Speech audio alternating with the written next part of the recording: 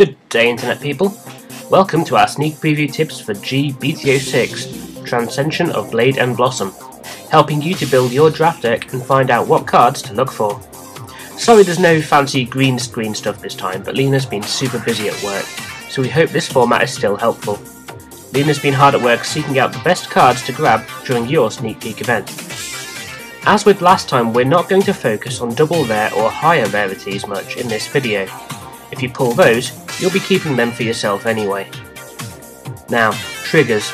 Everybody wants them, and this set contains 6 crits, 6 stands, 3 draws, and 2 heals. That's 2 more heals than last time, folks. There's a single Legion pair in this set, which is the Riser sub-clan Legion. The Stride lineup is a little bit light this time as well.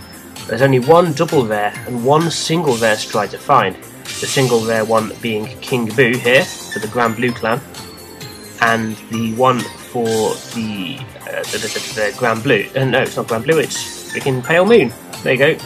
Curtain Call, Announcer, Mephisto. That's your double rare one. So those are the only ones which are really likely to be pulled. Obviously some people will pull the triple rare ones, but we're not going to focus too much on stuff like that. So yeah, basically don't be surprised if in your draft deck you don't have access to G skills. If you haven't got a G unit, GB1 skills may be a little hard to pull off. Now there is one way around that if you use this guy here, Elemental Twitterum.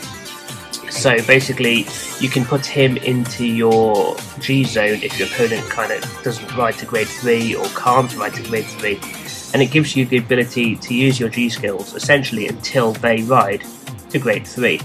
So this might actually be, for some people, the only chance they get to use their GB skills. So worth pulling 1 or 2 of these if you get a chance. Right. So as a side note, we think it would be a good idea if Bushy was to distribute like a Cray Elemental Stride unit like Atmos or Blizzard as store promos for sneak peek events that you can use in a tournament. That way every player has access to GB1 skills. That's just a little idea we had, and we thought that was something which would be quite nice if they did that. Anyway, on to the clans. So we'll start with Royal Paladin. Now, if you're a Royal Paladin fan and you run Dual Knights, you're going to cry, because there's no Dual Knight support at all in this particular set. Which is a bit of a shame, but oh well, what can you do? This set basically brings you a bunch of Brave keyword cards, and a little bit of Oatmeal support as well, because there's always a little bit of that. The Brave keyword activates when you have 3 or less cards in your hand, so it really rewards aggressive play. So obviously on the screen here we've got the Hope Song Angel, which is the first card. This doesn't actually use Brave itself, but when it's placed you can just Counterblast 1, Soul Blast 1, search your deck for any card with Brave and call it to rear guard. So it doesn't even have to be a specific grade. So that works without GB, and you can just superior call a unit really. So it's a great one to kind of use as maybe an early ride target or one of your first rear guards that you can call down. Really useful little card. Next up we're going to have a look at Scouting Elf. This is a nice booster, it's a 7k booster, which is pretty cool, and if you manage to get your Brave skill off, you can place it into the Guardian Circle as a 10k shield from anywhere on the field, just for a cold Soul Blast. So that's pretty useful as well. It's almost like an intercept from anywhere. So, you know, that could be a pretty powerful card to help you guard in the format there. And then let's have a look at Sarugal. This is a stand trigger. This has got a really cool skill. Basically, you can play him down, activate his Brave, obviously, if you've got the cards in hand for it. And then he basically gains the ability that at the end of turn, you draw a card and return it to the deck and shuffle your deck. So you're thinking, yeah, it's a 4k, but 4k for a booster in this format, it might just swing the game for you. Plus you put your stand trigger back in the deck, you draw a new card for the next turn. So, you know, this could still be a really good card. So we definitely recommend having a look at that. Now, there is a starter that's worth looking at. I believe it's this guy, Resurgent Knight Stius. So he basically, you put him to the soul, and you can give a unit plus 5,000 power, and give that unit the ability to return to hand at the end of turn. With this kind of skill, you could give even a trigger, you know, the plus 5, swinging it for a 10k attack and a bounce back, So that's pretty cool as well. So it really gives you that kind of flexibility to play down any card you want without having to worry about not having it on the field at the end of turn. So that's pretty useful. I think that if you can get your GB1 skill off, you'll be alright with that. Now, let's have a look at Grand Blue. Gotta go over here. Right.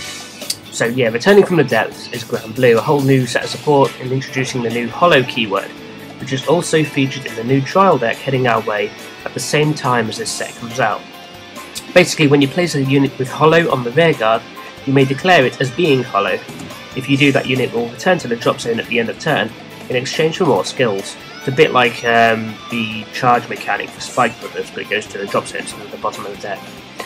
Basically, as with usual with Grand Blue, your drop zone is basically your second deck, but with the whole gimmick of putting cards into the drop zone from your deck, that can be a bit dangerous in a format where your deck only consists of about 30 cards, less if you've got a G unit off, in your G zone. So you have to be a little bit careful not to mill your deck too much, particularly with this guy on screen at the moment, who's the Head Start Zombie. It looks like a great skill.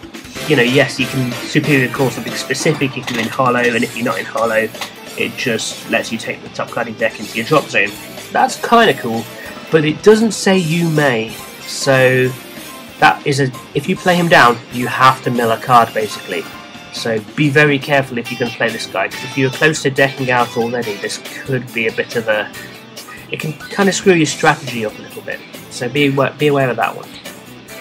Right, we also got Sleepless Skipper Black Geek. I don't know if that's supposed to be a bit like Blackjack, but it's Black Geek. Anyway, here's a good grade 3. Basically, if you activate his GB1 skill, then you get that ability to superior call for Counterblast of 1, giving unit +5, and obviously you can activate the Hollow from that as well. And his regular skill is basically when you play him onto your Vanguard circle, you get a superior call of a grade 2 or less card from the drop zone for just a Soul Blast and Counter Blast.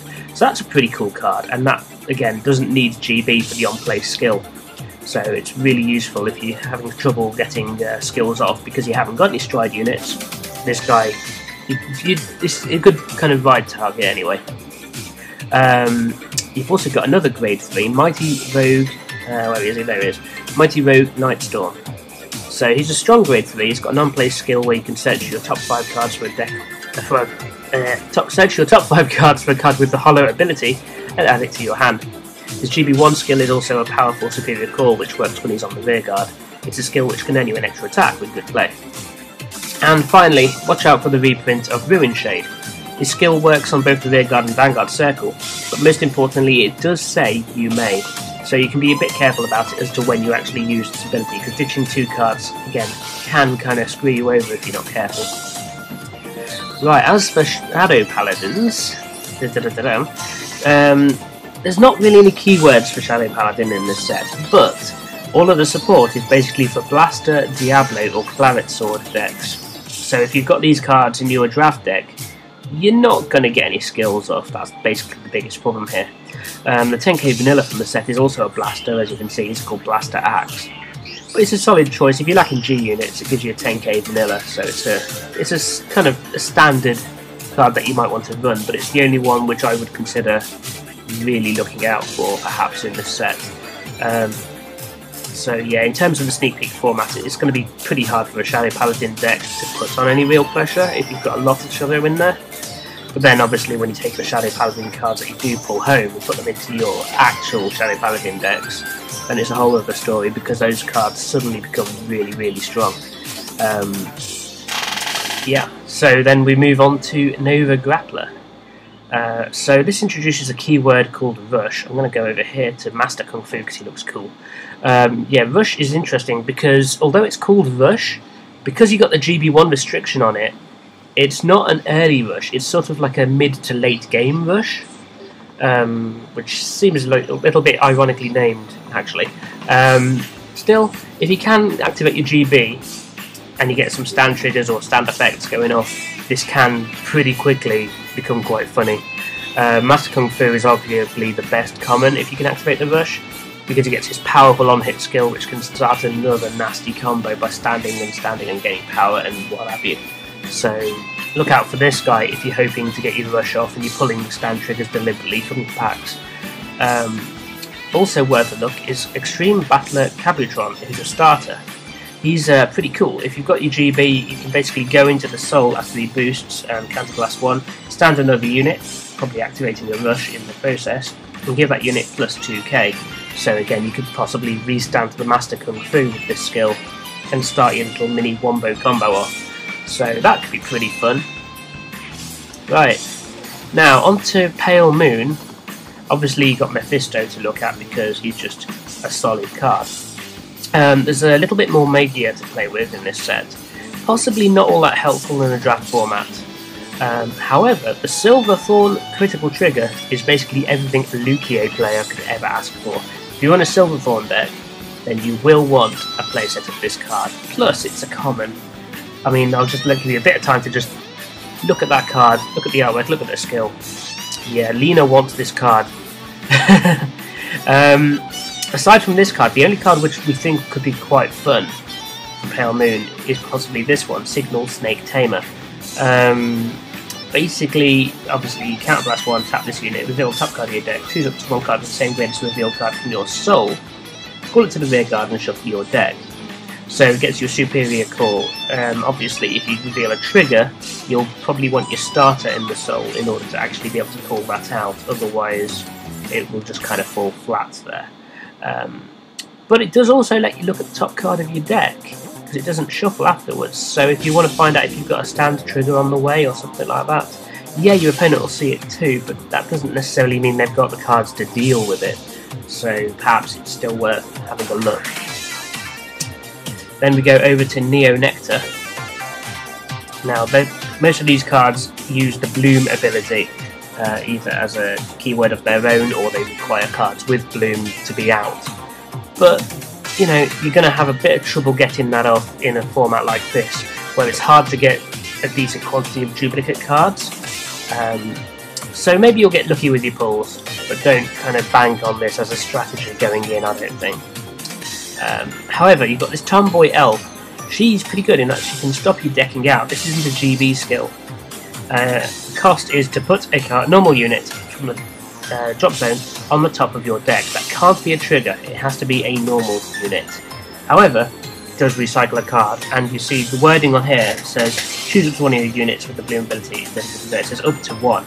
So you don't actually even have to choose a unit, and it doesn't require a Bloom ability on the field in order to pay the cost. So you can just play this card down and use her skill once per turn to put a card back from the drop zone into the deck. So yes, you're probably going to be thinning your triggers out when you don't get many triggers anyway, but it can help you prevent a deck out by just putting 1 card back every turn. If you had a couple of these on the field, that could quite easily become quite funny because you're putting 2 cards back. You might be able to completely avoid decking out. And then let's have a look. We've got Green Shot Elf. She's a pretty funny card. She's a great little common, especially in a proper Neo Nectar deck. Again, it does rely on having multiple cards with that name, so it's possibly not that useful in the draft. If you do get a couple of them, then it can be pretty cool, but again, they have to be placed on that turn as well, so it's a bit of a one-turn deal. If you get a chance to get multiples, it's worth giving it a go, but again, you don't want to bank on it in the draft format. And here's a funny one. You've got the access to this guy, Red Leaf Dragon. This is the last card we're going to have a look at here. This guy's pretty funny because it says you can have up to 16 cards named Red Leaf Dragon in your deck, and counterblast 1 at the beginning of the main phase, you may pay the cost. If you do search your deck for up to 1 card named Red Leaf Dragon, call it to the rear guard, shuffle your deck, and until the end of turn, this unit gets continuous Vanguard and rear guard. This unit gets plus is that 1,000? Yeah, plus 1,000 for each of your other Red Leaf Dragon on Vanguard or rear guard. So, you know, that could be pretty fun. I don't think you're likely to pull 16 of those in your draft, but it would be fun to see someone having a little play with that particular skill. And yeah, that's it. They're the cards that we've managed to dig out that we thought were worth a look. Lena spent basically half a day just digging through the entire set, finding out what was good, what wasn't good. So, yeah, those are the cards to look out for this weekend. As always, let us know your own thoughts on what cards you're looking for yourself, Let us know how you get on at your sneak peek event. We'll be hoping to bring you our own sneak peek reports this coming Wednesday, and we look forward to seeing you then. Thanks for watching, and bye!